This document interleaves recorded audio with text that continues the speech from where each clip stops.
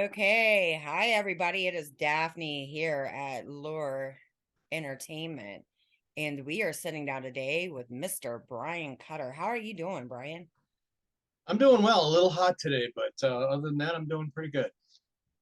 Where are you at? I am in the wild frontier of Virginia. Virginia. Hmm. Do you guys get that bipolar weather like we do over here in Ohio? Oh yes, oh yes, we do. Yeah, it doesn't make sense. It was 80 degrees at the beginning of the week, and then now it's 43. Yeah, it was, and it's just the opposite here. It says it's only a high of 71 today, but it felt like it was a lot higher than that. And then the rest of this coming week, it's going to be in the 60s. So it's like, I know. go home whether you're drunk. Somebody needs to slip her ass a pill Mm, or something. Something. something exactly. Okay. So I'm going to start off by asking you the famous question that I normally ask anybody who is Them either sheep lie. Oh wait, sorry, wrong question. what made you decide that you wanted to become a director? Oh, oh, it was a process. Um, so I'm going to start at the beginning, and it's going to be a long story, but please bear with me because it does actually have a point somewhere.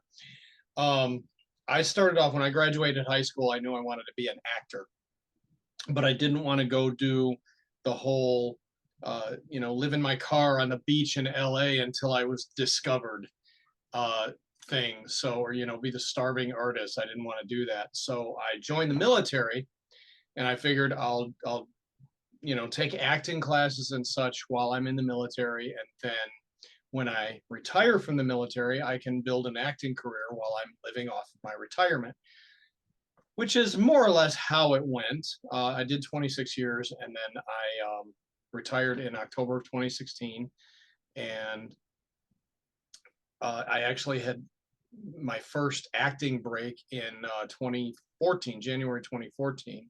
I was in a web series. And then I was actually stationed at that time in the Baltimore area, so Baltimore, DC. And it was kind of hopping at that point. There was a lot of stuff being filmed. There was I'm sorry, famous political drama, as it was listed in the casting calls, because they didn't want to say it was House of Cards, but everybody knows House Cards. So there's House of Cards. There was Turn Washington Spies. There was all sorts of like true crime and historical dramas being filmed between Baltimore, DC, Richmond, all of that. So um, I got really into that, and then it started kind of the roles I wanted to play started drying up. So I'm like, well, if I can't find the roles I want to play, I need to write the roles I want to play. So I started screenwriting. And I wrote my, so here's a funny story. I wrote my first script, my first good script on a 5 hour plane flight from California back over here to Virginia. And while I was in California, I'd had severe muscle spasms. So I went to the ER and they prescribed oxycodone for the pain. So when I wrote this script, I was high on oxy. But oxy does not affect me the way it affects, mere mortals, I guess. If you've ever seen the movie Limitless with Bradley. Bradley Cooper, Yeah. that is how oxy affects me. Wow. It allows me to focus. It doesn't put me to sleep, but it allows me to focus, and it takes the pain out of the way. So I wrote that script, and of course it was a vomit script, so it took several rewrites before it was to the point where I was really happy with it. And I got a cast and a crew together. I was gonna shoot it on my cell phone and just do the best I could with it. It's a superhero comedy called Secret, and I actually got a director on board from California.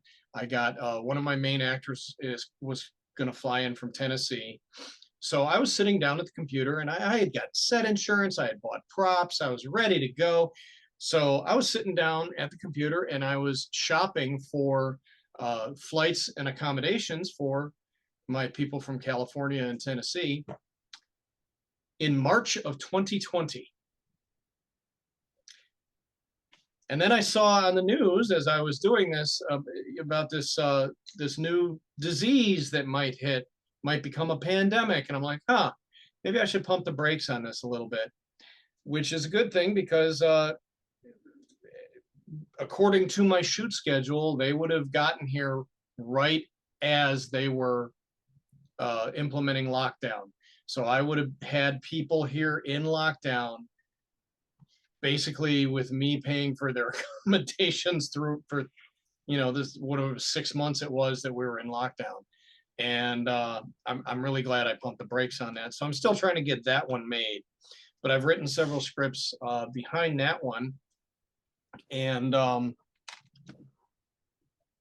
since we were kind of stuck in lockdown in a pandemic, I decided, well, I guess here's my chance to just go to film school. So I started film school online, and I got, a whole bunch of free swag with it, including this little beauty right here. Like that. So when I do actually shoot Secret, it will be a professional production now.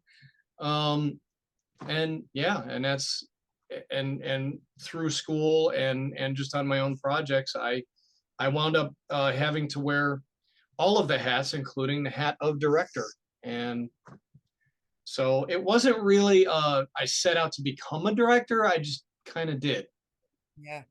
You kind of stumble into things. That's the same thing that happened with me as far as, I mean, business. Yeah, I've always been business because I've ran, another business before I opened the entertainment business.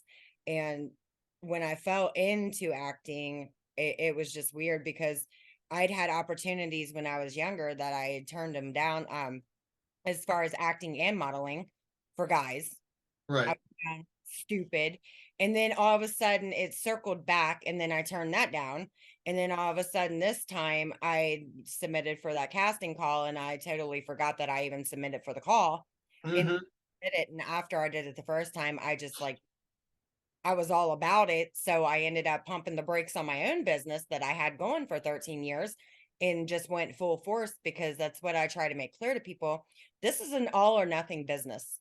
You either give your all and get what you're working for, or you can basically half-ass it and not go anywhere. That's what I believe about this business. And I understand exactly what you're talking about as far as writing and the rewrites and the rewrites and the rewrites. Because Mm-hmm.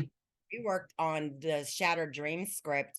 I guarantee that script has been written, I know, 9, 10 times. And we've done that All over right. 3.5 years, 3 years. Mm-hmm. Yeah, it's a pain in the ass. I don't mind writing because I did a lot of that in college, but writing, I don't really want that job, Yeah. unless and it's a pain in the ass. I enjoy it though. I enjoy the finished product. Yeah.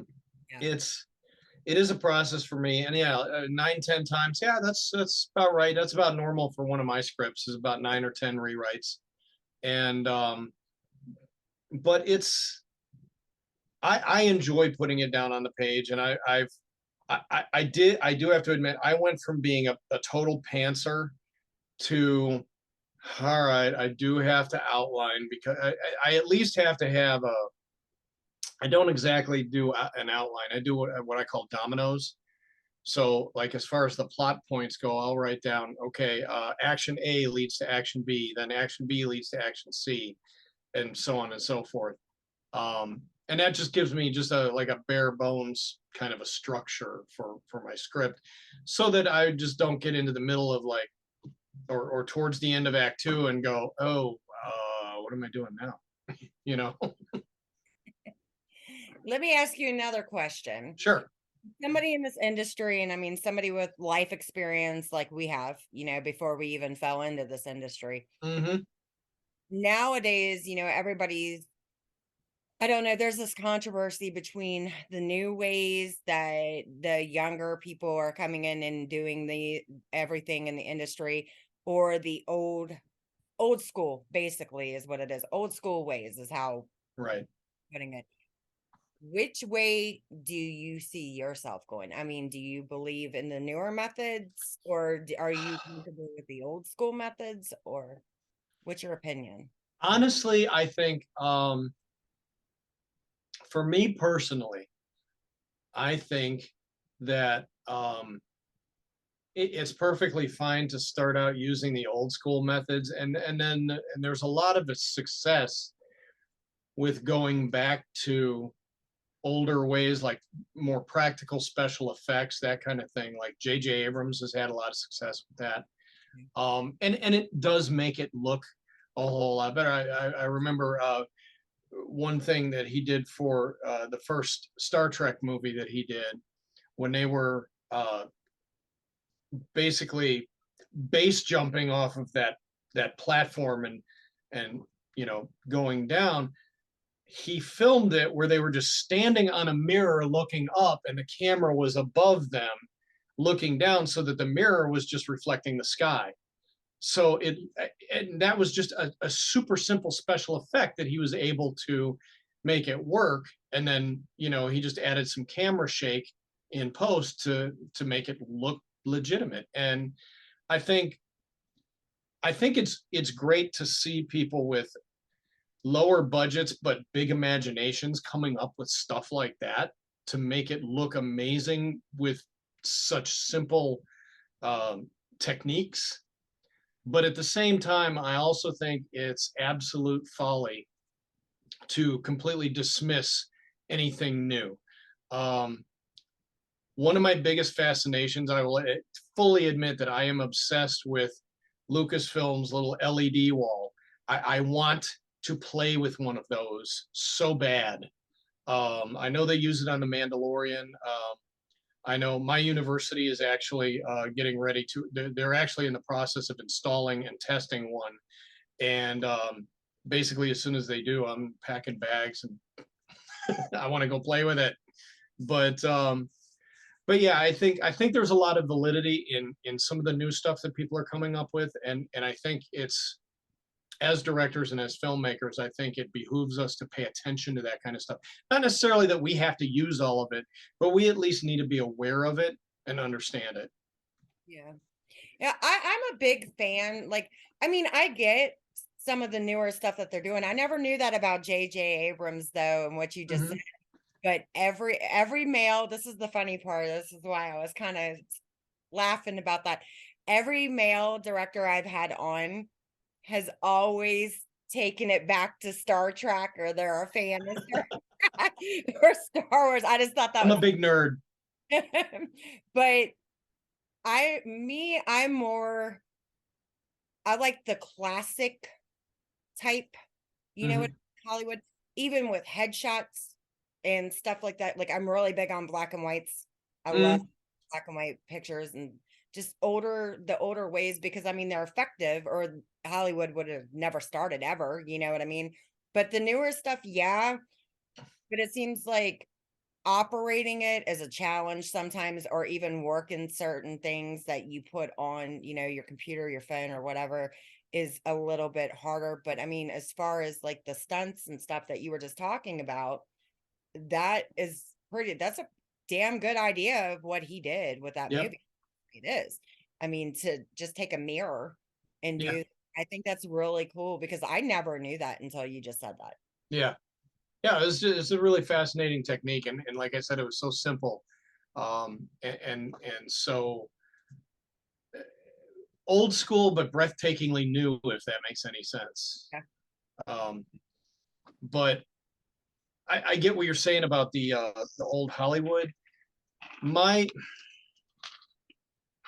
Not going to say I have an issue with that. I think there's a place for everything, and I think if you're making a movie in that style, and the theme of the movie and the script and the acting and the dialogue all makes sense for that style, then yes, by all means, absolutely go that direction, because that, and lean into it hard.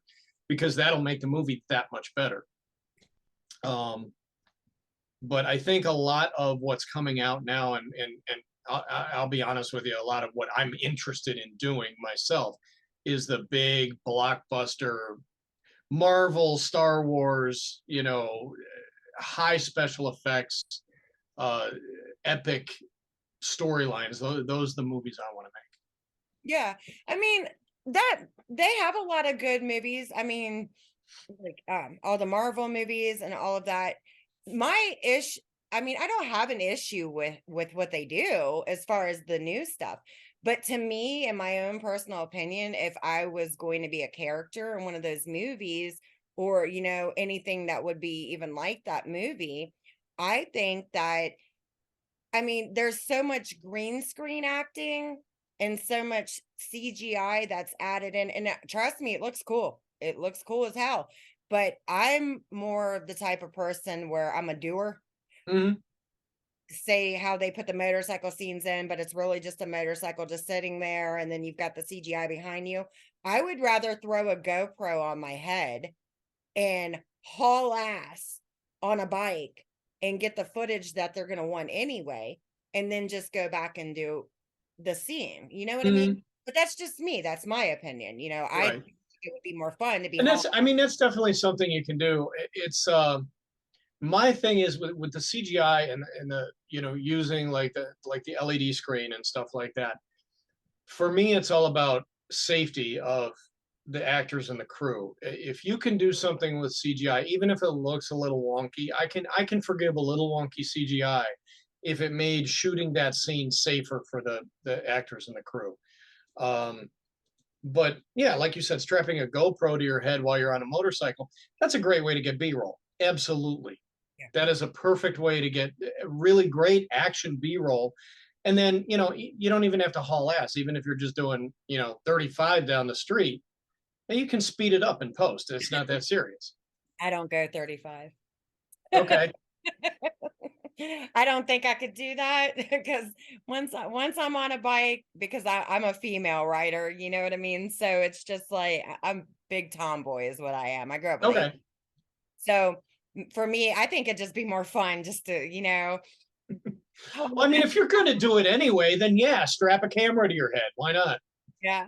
I mean, it's fun. Like I did this thing. It hasn't been released yet, and the female driver, or well, the female that was supposed to be driving the car, couldn't drive a stick shift, and they were going to put a guy in. I'm like, no, that would not look right if you go and you're doing your editing on the video because Yeah. she's a girl. I was like, I think what I need to do is I need to be the one to jump in the car and do the stunt driving for that ending scene, and that's what I did. And Okay. I can drive a stick shift, and it's more fun to Yeah, me. It's more fun. I just like doing things that are fun. that makes sense. So, do you have any big like anything? What's in your future as far as projects? What do you got going? Oh, as far as projects go, well, I'm actually in the process of retooling Secret as a series, because it occurred to me that Secret is a story about a young girl who discovers that she has superpowers, and she gets this nemesis who is his name is Clown Shoe, and that tells you all you need to know about the character. Basically, I said, imagine Joker if Joker were completely stupid. That's Clown Shoe, and she is she's young and she's trying to navigate this world of having superpowers, but at the same time, she's also trying to um, she kind of enables him a little bit because she's trying to be like, oh, you're such a good nemesis, even though like in one scene he plants a, a bomb. I'm not sure if I'm allowed to say it, um but it turns out that it's literally just a digital clock strapped to Play-Doh. um so it counts down to zero and just nothing happens. So But like that's the level of incompetence he is. He's incredibly wealthy, so he goes and buys all of this stuff that he needs for his evil schemes. But like the people selling to him know that he's an idiot, so they just sell him Play-Doh instead of C4, that kind of thing. And so I realized that I actually started writing a sequel to it where her stakes, because she's been dealing with like street level criminals, like bank robbers and, not really super villains per se. And in the sequel I started writing, I was like, well, let's ramp up the stakes. Let's throw her into an Avengers level situation, but she's just, this is her, she's never dealt with anything that big before. And as I started writing it, I'm like, God, this would make an amazing series. I really should. So I went back to the drawing board and kind of started writing uh, her origin story, because when I wrote the first film, I didn't even deal with her origin story. I mean, that wasn't part of the story then. Now I'm like, well, let's give her an origin story, and we can use that as a lead in to the rest of the series. So that's kind of where I'm at now, is just retooling that. I tell people one of my favorite film of all time, and it's the film that made me want to become a filmmaker, made me want to get into the film industry, I should say, was Star Wars. And I tell people, before you ask which Star Wars, when I saw it in theaters, there was only one. So the Star Wars. Yeah.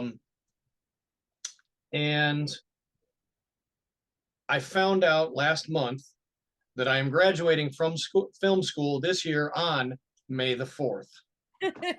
So I'm like, it's serendipity. So I'm like shooting out feelers to Lucasfilm. I'm like, hey, graduating on May the 4th. Love to work on Ahsoka or Mandalorian or anything else. You know what? You should have a graduation party that's just May the 4th be with you and just Oh yeah, blow it all out. absolutely. But that kind of sounds like your concept. It sounds sort of like superhero meets Acme. Kind of, yeah. I wrote it very Looney Tunes-ish. Yeah, there's a lot of slapstick that goes on. So yeah, I think it's gonna be wind up being funny. The actors that we have involved in this, the young lady who is playing our superhero, she is just phenomenal. Her name is Brianna Batts, and she shows up on set ready to go, off book. She has made amazing character choices. I don't even direct her. Like the most direction I'm doing, I give her is like, oh, we didn't get sound on that. We got to retake. Like other than that, it's, or hey, turn your head just a little bit that way. Literally, other than it's all technical direction. Like I don't really have to give her any character direction because she just has it nailed.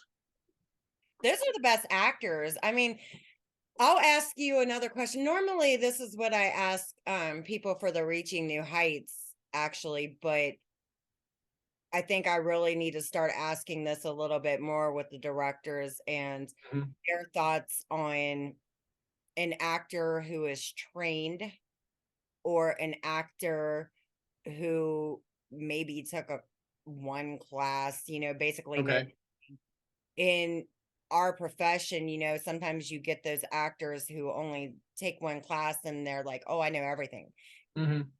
In your personal experience, moving forward, would you prefer an actor that you're working with to be trained, or would you want somebody who didn't have any training and were just brought in maybe because of one thing that they had sent in and then show up not? Okay. That's a great question. Here's my personal directing style. I would rather work with somebody who shows up on time, isn't a freaking diva, and does the job.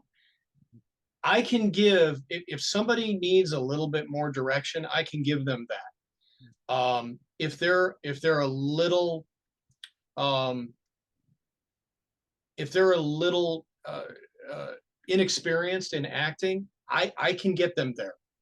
Yeah. But I would rather work with people who are pleasant to work with and who are willing to learn over somebody who, has been trained and I've been acting for 15 years and you can't tell me anything and I'll be in my trailer. I don't need that. Yeah. Take that off my set. I don't need it. But if you're willing to, if you show up on time, if you show up off book, um, I can work with everything else. Yeah. Yeah. I mean, there are people who get trained, and I get that. I personally, I mean, I know there have been people that have just seen my pictures of like, oh, yeah, she's not approachable or she's intimidating or whatever. You know what I mean? But I can't stand that either. I cannot stand a diva. And Hmm. it's just all you need to know about a person is going to come off with their attitude. No matter, I don't care how good they are, how long they've been acting, how many awards that they've won. I do not care, because once you reach that high up, you apparently no longer enjoy your job, is what I'm seeing, because you're in that state of mind that I'm a diva, I'm too good for this, I'm too good for that, when Right. we're all the same, basically. And when we die, we can't take none of that shit with us. So I feel like people like that need to be grounded again. Yeah. And I I believe in training, I do believe in training, but that is so the person actually is learning, Hmm. and I granted, you learn as you go. There are people like Natalie Portman. She did an interview. I remember watching that interview where she had stated that she had never taken any acting classes until she was on set and started actually learning everything, for the most part, that she had learned from experience, which is good. And that was me. I learned a lot and I knew a lot about business too. And then I decided that I just wanted to go ahead and take the training, because I'm one of them people who I like to learn. I like Yep. to everything, but the diva attitudes, and that goes for guys too, women, guys, Hmm. it does good, because then you get this reputation to where you're already hard to work with. People don't want to work with you, and it doesn't matter who the hell you are. Yep. You're no better than anybody else. If you're wanting to work, come to work.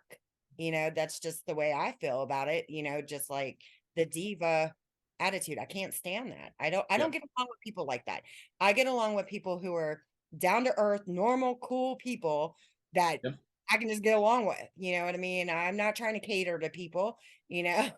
Exactly. Like, Exactly. Look, you were booked to do a job, so do the job. And I'll make it as easy as I can for you. But and also, I will tell you this: I can't stand people who treat other people like shit because they feel, oh, they're beneath me. Like, oh, you're just a PA. No, that PA is necessary for this film shoot. They're as necessary as you are. In fact, I'd rather get rid of you for being an asshole than the PA who's just trying to do their job. right, right. I feel the same way. I mean, they don't get it. Like, where did they start? This is the stuff that people need to think about. Where did you start? Hmm. Where Exactly. what was you doing before you even became an actor?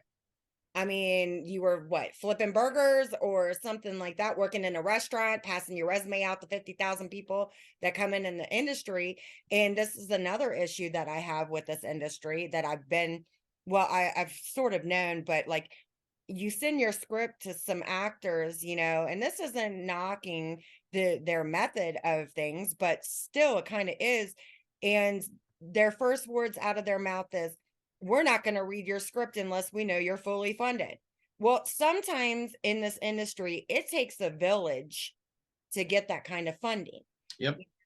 And people start, when they get so far up, they think that, oh, well, if they're not funded, it's beneath me. You could have possibly just turned down a role that would have won you an award. Exactly. So in my eyes, you're an idiot, because I would never do that. I read stuff, you know what I mean? And I just Yeah. feel like once you get so high up, people need to realize that, you could be sitting on millions and millions of dollars from all the stuff you've made. It doesn't matter. We're all still the same. Yep. And you guys started the same place as the rest of us. You are no better than, Exactly. and who's to say that kid that had no experience comes in and their acting is, they're the ones that win the award while you're just in the background somewhere. Phoning it in. Yeah. Exactly. It's just people need to come back down to earth, Hmm. get their head Exactly. out of And what you were talking about with funding, I mean, then you get into the vicious cycle where, you get the actors that are like, well, we won't even read the script unless you're funded, and then you get the investors who are like, well, we won't even fund you unless you have an A-list actor involved. And it's like, okay, but It's a bullshit circle, basically. it is. Sorry, I'm gonna call it like it is. It's a bullshit circle. I mean, either you want these people who are actually going to be a part of the project. If they really truly read that script and they want to do it, they should just say, hey, I'd like to do it. We'll see what we can do or where we can go from there. Instead of saying, well, gee, how many millions of dollars do you have before I even take a look at your script? Because Right. at that time, once you turn me down once, and this is the way I've been working with my projects. If you turn me down one time, I'm not circling back to you. I would Probably not. rather Yeah. bring in a B actor or put a backstage casting call out to see what kind of other people are out there before I circle back to you because of your rating on Yep. IMDb. You know what I Yep. mean? That's just the way I feel about it. I agree with that. I mean, people they need to come back down to earth. And it is a shitty process, but sometimes, like you need those names attached in order to get your funding. But they're like, well, if you ain't got funding, okay, well, how are we gonna play this? You Yep. know, how are we playing this We're just game? gonna keep going roundy roundy donut, huh? Me, I'll just move on. Exactly. Same. I'm to that point where I don't care. But as far as moving forward. Anyway, we'll get off that topic because I mean, I don't want to piss people off, but I really don't care if they get pissed off. It's better than being pissed on. But anyway, you were in the military. What branch were you in? I did 6 years in the Navy and 20 in the Coast Guard. Oh yeah. You seen I have a new segment coming out on Lore for the interviews with soldiers. No, I did not see that. Yeah. But I have had no soldiers like approach me for these interviews because I'm wanting to do, yeah, like I'm wanting to do veterans and Hmm. service members who are, if they're active now, it doesn't matter to me. And Yep. we can do it from anywhere. We do it Zoom anyway. So, I mean, I need like the soldiers to come forward. And my son's in the army, and I have two other kids that served also. But I don't want to, and I don't want to put my own kids on camera. You know what I mean? Right. I'd rather, I've told them if you got friends or anybody that's interested, it doesn't matter. You don't have to be famous to do these interviews. They're soldiers, and people need to start showing appreciation for them soldiers because those soldiers are the whole reason why you can even go work a job to begin with, you know. And I have mass respect for soldiers, and I cannot stand the people who disrespect soldiers or our flag or well, I mean, I get the flag thing, but you know what I'm I, saying? Still, as a veteran, I don't care about the flag. I didn't make an oath to the flag. I made an oath to the Constitution. That's what I care about. exactly.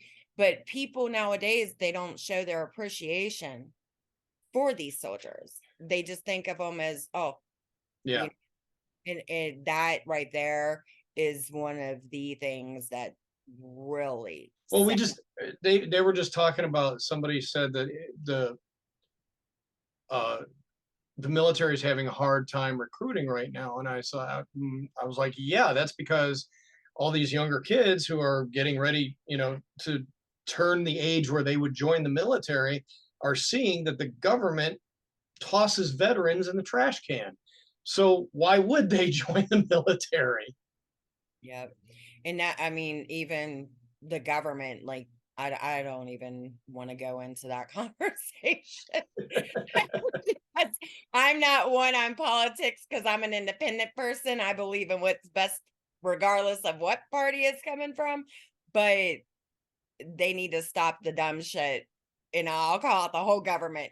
You guys need to stop the dumb shit. Seriously, get it together for real. I mean, it's just, I don't know. Certain people and certain things I get real passionate about, then I get kind of pissed off about it. But it's Okay, we'll change the subject then. so moving along here. Okay, you're going to be shooting this movie. When are you trying to have this out, or the series? When are you trying to get this out? I'd really like to start shooting this summer. Right now I'm trying to get a hold of my lead actress because she's going to factor into it pretty heavily. And we're kind of playing phone tag right now. And I know she's excited about and wants to do it, and that's great.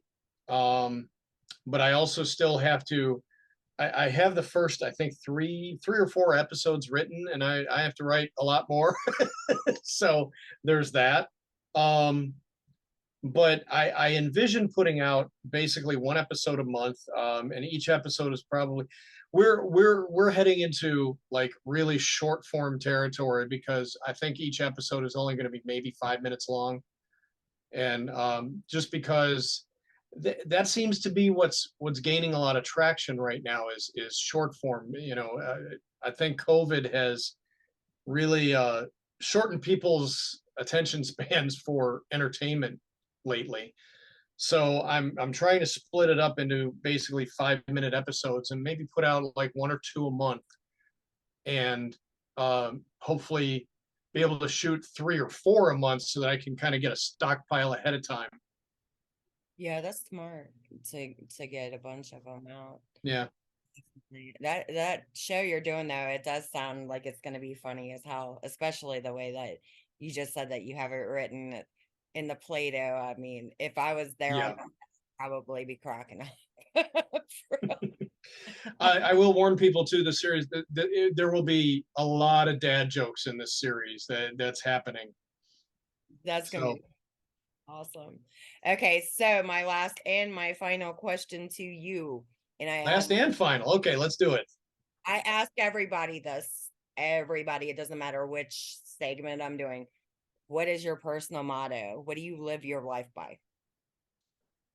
Okay. This is based on personal experience from the military. If you throw me to the wolves, I will return leading the pack. That's a strong one right there. Yeah. I like that, actually. That actually happened to me. I'm not going to go into too much detail, but I had a supervisor who I clashed with over dumb shit. And I was just there trying to do my job, and he was there trying to make my job hell. And it finally got to the point where I reported him, and the unit that we were at is still, this was in 2013. The unit that we were at is still under a microscope from all of that occurred. And I basically did. He tried to throw me to the wolves, and I came back at him, and he did not fare well from that exchange. So abuse of power. Exactly, and he got that power taken away from him by the military. So yeah, that's crazy. Yep. All right. Well, I am going to close us out. We are going to thank Brian for joining us today. Thank you for having me. Great. And we will return with some other segments coming up. Stay tuned, you guys. Thank you for joining us, and stay good. Bye.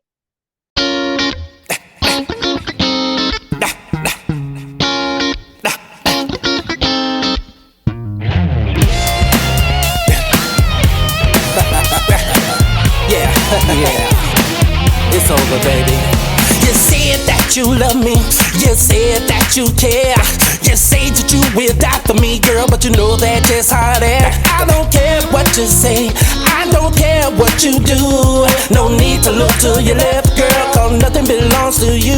Now you try me, you know you can't run them games on me. Now you creep dipping out with that G, yeah. Say what you wanna say, do what you wanna do, play how you wanna play. It's over, it's over, it's over, it's over. Say what you wanna say, do what you wanna do, play how you wanna play. It's over, you know, it's over, you know it, you know it. No more playing with my mind, no more wasting all my time, no more telling all your girlfriends that you're spending every dime. Yeah. You know you don't get nothing from me. It's time to set your whole heart